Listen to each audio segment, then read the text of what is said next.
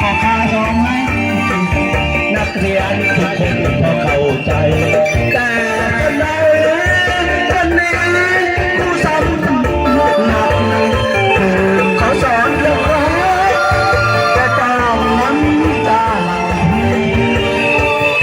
ฟังคำสะกดคำว่ารักไม่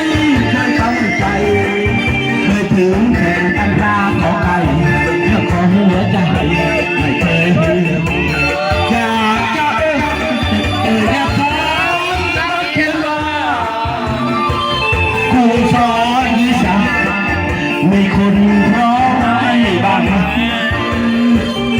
แต่ครูเรียนรักทำไมต้องปวดหัวใจอยากถามต่อไปแต่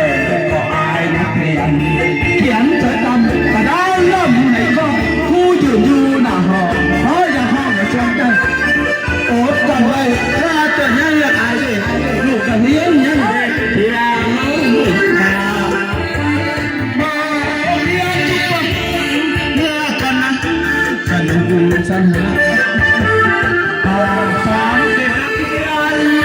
ถ้าเรียนให้เด็กอ่านแต่นี้จะใครจะบ้าง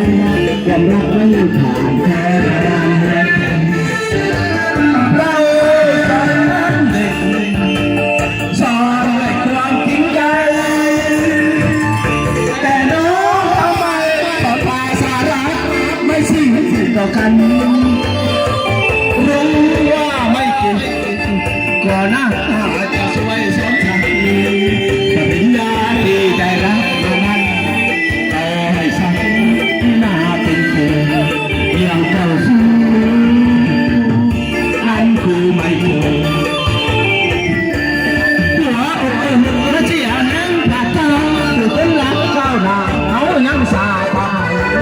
สอนบอกได้แต่ก่อไก่ก่อกาปริญญาคนรักบอกว่าเขา